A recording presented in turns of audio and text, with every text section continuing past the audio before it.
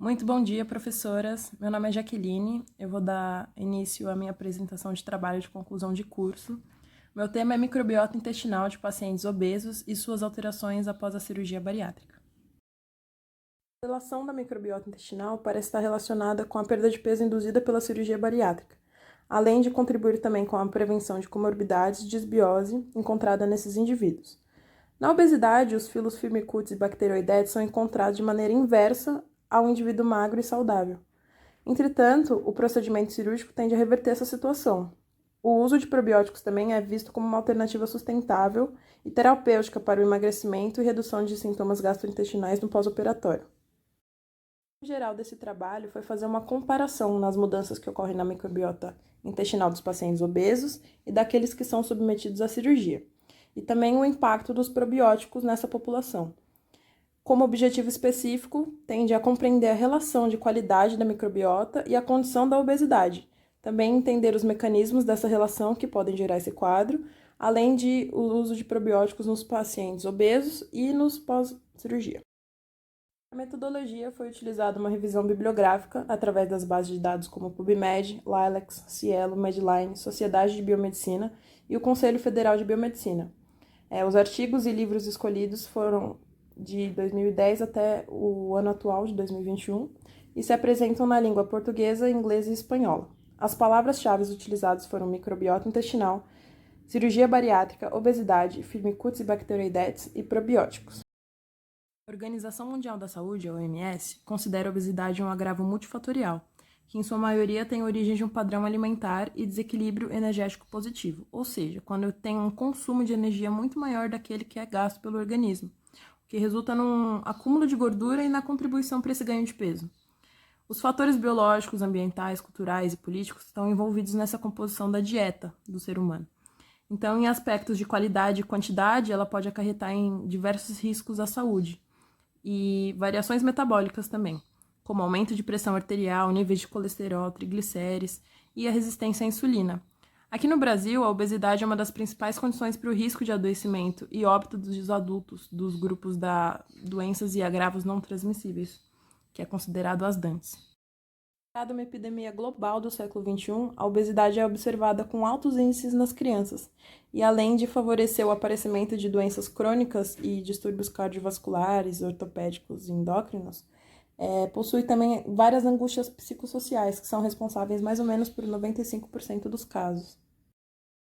Existem diversos métodos para a identificação dos níveis de excesso de peso, mas para uma avaliação em nível populacional foi recomendado o uso do IMC, que é o Índice de Massa Corporal. Ele é estimado entre a relação de peso e altura do indivíduo. Então, eu tenho um peso em quilo dividido pela quadratura da altura em metro. Os níveis se dá acima de 30 são considerados já de obesidade. O IMC divide a obesidade em grau 1, 2 e 3, sendo o grau 1 em IMC abaixo de 35, obesidade grau 2 com IMC abaixo de 40 e grau 3 quando eu ultrapasso o IMC de nível 40, considerada a obesidade mais perigosa. No futuro próximo, a estimativa é que 7,3 bilhões de adultos já estejam acima de peso e 700 milhões já atinjam a obesidade. Existe um termo leigo chamado de flora intestinal, que hoje em dia é chamado de microbioma ou microbiota intestinal, que nada mais é do que os micro-organismos residentes do sistema digestório, mais precisamente do trato gastrointestinal. Quando nas condições consideradas normais, elas não são patológicas, ou seja, essas bactérias não são capazes de desenvolver doenças. Uma das principais funções da microbiota é a proteção contra os agentes colonizadores, agressores, a produção de vitaminas e a contribuição da digestão de certos alimentos. Já na composição intestinal de um adulto, ela é considerada constante. Porém, pode sofrer certas modificações de situações específicas ao longo da vida do indivíduo e pode obter um desequilíbrio, né? A perturbação desse desequilíbrio é chamada de disbiose. Então, quando eu tenho as bactérias patógenas com domínio sobre as bactérias benéficas, isso pode gerar uma inflamação que associa à obesidade, devido à não absorção dos nutrientes no intestino. Então, eu tenho um aumento de gordura corporal e ganho de peso. Os indivíduos distintos vão apresentar microbiotas distintas. Isso se dá devido à composição bacteriana, que vai sofrer grandes influências genéticas, ambientais, de hábitos alimentares, além de um dos maiores fatores contribuintes serem provenientes das mães, dependendo do tipo de parto. Isso porque, num parto normal, por exemplo, o neonato vai ser exposto a milhares de micro-organismos que vão colonizar a mucosa vaginal materna e passam ali a colonizar o trato gastrointestinal do bebê. No pós-natal, a duração e o tipo de amamentação também são fatores muito importantes quando se compara ao intestino adulto. E uma variabilidade é vista maior nas lactantes, porque abrigam menos espécies com menos estabilidade.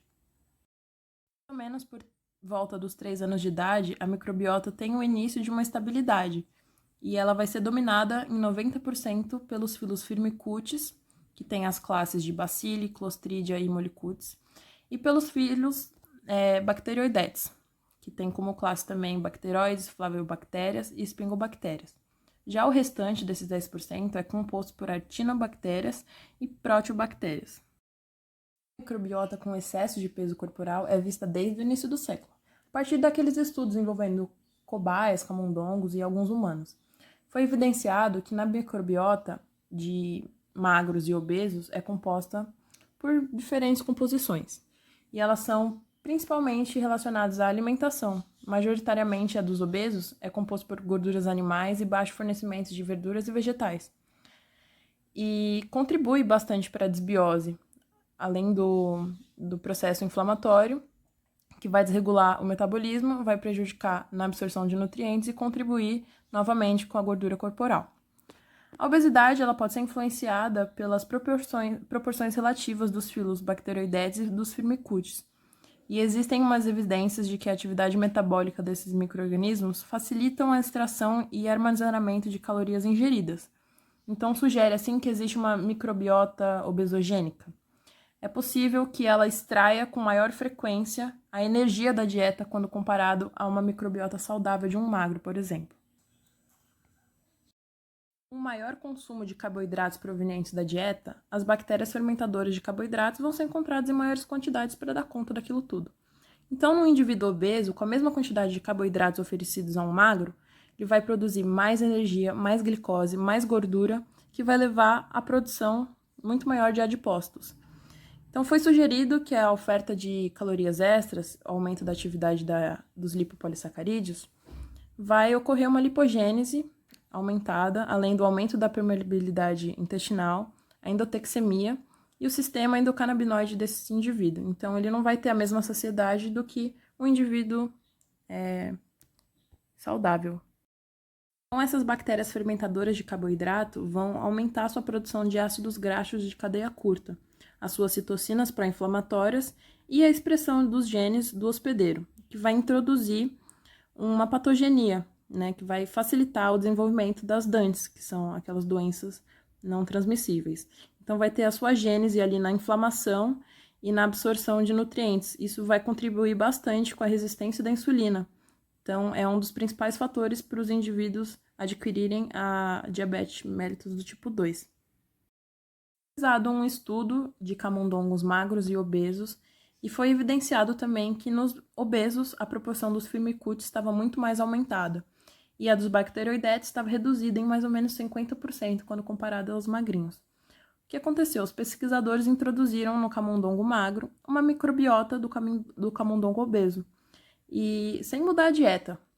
E foi observado um ganho de peso corporal e o aumento de gorduras totais. Então, isso foi comprovado de que a microbiota obesa realmente possui uma capacidade de extração e absorção de energia maior da dieta quando comparada aos magros. Bacteroidetes, então, é o filo de bactérias que vão ser adquiridas ao nascimento, na passagem pelo canal vaginal, como eu comentei anteriormente. Os bacteroidetes vão possuir uma característica fermentativa que vai modular o sistema imune de uma forma benéfica. Essas bactérias são gram-negativas e são encontradas em forma de bastonetes ou cocobacilos, e é considerado um dos filos predominantemente do intestino humano. Possui como classe também os bacteroides, flavobactérias e espingobactérias, e mais de 60 espécies de subclasses. Elas são anaeróbias obrigatórias, ou seja, não necessitam de oxigênio para o seu crescimento e podem até morrer na mínima presença dele. São consideradas sacarolíticas, então são capazes de decompor os açúcares como principal fonte de energia para o seu metabolismo. Outro fato muito importante também é que são resistentes à bile e também possuem como principais produtos finais a glicose e os ácidos succínico e acético. Os firmicutes são representados pela classe Bacilli, Clostridia e Mollicutes e apresentam mais de 100 espécies de subclasses. Elas são encontradas em sua maioria com uma parede celular, ou seja, são gram-positivas. Esse filo possui uma eficiência maior de consumo calórico do que os bacteroidetes, isso porque eles fazem um catabolismo dos polissacarídeos da dieta, que vai transformá-los em monossacarídeos e ácidos graxos de cadeia curta, como o butirato, o propionato e o acetato. Esses ácidos graxos de cadeia curta vão atuar como reguladores de hormônios intestinais, que vão diminuir a ingestão da dieta e vão, consequentemente, produzir um efeito protetor contra a resistência à insulina e à obesidade. Porém, nos alimentos com altas taxas de gordura saturadas e poliinsaturadas vão produzir um ambiente mais propício para a seleção desses filos. Então, a sua proliferação vai ser encontrada, isso pelo excesso de calorias, que vai permitir que retirem mais, né, como eu disse antes, vão extrair mais nutrientes, então o seu estoque vai ser maior e isso vai corroborar com o ganho de peso. Para reverter essa situação, basta fornecer uma dieta mais equilibrada, com ingestão de fibras e verduras e frutas. Parte dos firmicutes possuem a habilidade de formar os esporos, que são a desidratação dessa célula bacteriana e a formação de uma parede grossa, muito revestida, que é altamente resistente aos estresses ambientais. Então, consegue diminuir a sua atividade metabólica para sobreviver em situações adversas extremas, assim como temperaturas, falta de água e a esterilização química. A energia para essa germinação é mantida e são especificamente adaptados para que responda à disponibilidade de substrato do ambiente. Então, a formação de uma célula vegetativa que é capaz de se replicar. No ambiente propício, esse esporo se reidrata, se reconstitui em uma nova bactéria e passa a se reproduzir por reprodução binária. A cirurgia bariátrica, também chamada como gastroplastia ou cirurgia de redução do estômago, é uma opção para aqueles indivíduos que possuem um IMC grau 3, também chamado de obesidade mórbida, que é considerada uma das mais perigosas, e possui um indicativo alto para a cirurgia como tratamento, porque eles não conseguem mais eliminar o peso por via de métodos tradicionais. É uma opção também para aqueles que sofrem com problemas crônicos devido a essa doença, como é o caso dos portadores do diabetes mellitus tipo 2. Essa cirurgia ela vai diminuir a resistência à insulina devido ao emagrecimento e, por consequência, as diversas comorbidades e fatores de risco cardiovasculares. A gastropartição associada à reconstrução do tipo Y de Hox, também conhecido como bypass gástrico, é uma das intervenções cirúrgicas mais realizadas para o controle da obesidade. A anatomia e a fisiologia desse estômago vai ser alterada, tendo um grande impacto no trato gastrointestinal, que vai gerar um supercrescimento bacteriano. As gram-proteobactérias vão ser alteradas e vai ocorrer a diminuição proporcional dos firmicutes. Nos indivíduos obesos, a diversidade da microbiota tende a ser muito menor do que nos indivíduos magros. A diversidade microbiana foi observada nos indivíduos submetidos ao procedimento e que cumpriram com a dieta balanceada antes da cirurgia. Foram observados 58 novos gêneros e, após 3 meses, identificou que 37% destes eram dos filos proteobactérias. As proteobactérias são menos translocadas no sangue após a cirurgia e se mantêm em quantidades mais altas no intestino. Isso porque as mudanças de pH induzem a oxidação, a que vai afetar as bactérias aeróbias e anaeróbias facultativas. Foi evidenciado mesmo que nos indivíduos obesos a taxa de firmicutes era muito maior em relação aos bacteroidetes, mas devido à perda de peso por causa da cirurgia, parece que isso foi revertido. Então existe a diminuição dos firmicutes e o aumento das proteobactérias em conjunto dos bacteroidetes. A grande diversidade da microbiota vista após a cirurgia tem relação às mudanças dos hábitos alimentares, com redução da ingestão de gorduras e os aumentos dos polissacarídeos, fazendo com que haja uma alteração da acidez intestinal. Isso porque no procedimento, o intestino delgado e o estômago distal são eliminados do trato digestório e uma espécie de bolsa gástrica é feita no lugar. A acidez intestinal vai ser aumentada porque o ácido clorídrico vai diminuir. Isso vai inibir o possível crescimento dos bacteroidetes por meio desse pH. Entretanto, nas condições de oxigênio, as alterações cirúrgicas fazem com que o crescimento das bactérias aeróbias, seja favorecido, como é o caso da E. coli e outras proteobactérias. O disparo da inflamação ainda não é diretamente associado aos firmicutes. Por um mecanismo que não é tão conhecido, essas bactérias parecem facilitar a passagem de fragmentos pequenos de outras bactérias. Constituído por moléculas de açúcar e gorduras, os lipopolissacarídeos atravessam a mucosa intestinal e se aderem aos receptores de superfície. Por serem células de reconhecimento, elas vão disparar sinais bioquímicos que passam mensagens imunológicas para iniciar uma inflamação, mas de nível leve. Porém, por serem causados pelos LPS, parecem que repercutem por mais tempo ali, e isso vai desencadear um efeito distinto nos músculos, no fígado e no tecido adiposo, que vai ser a resistência à insulina, devido à alta exposição do lipopolissacarídeo. A resistência à insulina vai se instalar primeiro no fígado, depois no músculo, porque eles demandam mais energia e é necessário, após disso, um encaminhamento ao tecido adiposo, que vai receber a glicose e vai estocar em forma de gordura. Isso, então, se dá a explicação para o acúmulo de gordura no corpo. Considerado uma microbiota saudável, é necessário grande variedade de espécies de bactérias presentes. Com isso, para combater as bactérias patogênicas, o combate foi feito bactéria a bactéria, que é muito utilizado nos últimos tempos, também conhecidos como os probióticos. Ele tem a sua suplementação lembrada nos casos de diarreia, constipação, distúrbios do intestino. Consiste nada mais do que na administração oral, a fim de promover um aumento das bactérias benéficas no intestino e, ao mesmo tempo, impedir que haja crescimento daquelas patogênicas. Os probióticos têm como principal função favorecer o bom funcionamento do metabolismo e auxiliar no sistema imunológico do corpo. Ainda é necessário um aprofundamento para saber exatamente qual tipo de bactéria traz um benefício maior, por quanto tempo a gente deve ingerir e quantidade correta para um melhor funcionamento do microbioma. O investimento numa alimentação saudável é essencial para a promoção do equilíbrio. A fibra alimentar proveniente de frutas, verduras, legumes, grãos integrais é o melhor combustível para as bactérias intestinais. Isso porque, ao digerirem fibra, as bactérias produzem ácidos graxos de cadeia curta, que vão nutrir a barreira intestinal e melhorar a função imunológica, ajudando a prevenir inflamações, diminuindo o risco de doenças graves. Então, quanto maior a ingestão de fibras, maior a colonização de bactérias que digerem essas fibras e vão aumentar a variabilidade. Alguns estudos na área de suplementação probiótica nos pacientes submetidos à cirurgia bariátrica observou que a sua administração oral diminuiu os sintomas gastrointestinais e aqueles desconfortos no pós-operatório. Isso é explicado devido ao crescimento excessivo de bactérias devido àquela bolsa cega. Foi feito então estudos randomizados que apontavam que esse crescimento diminuiu após umas 6 semanas de administração de probióticos com lactobacilos e conseguiu se manter baixo após 6 meses. A Akkermansia mucinifera tem como fama de bactéria que ajuda na redução de peso.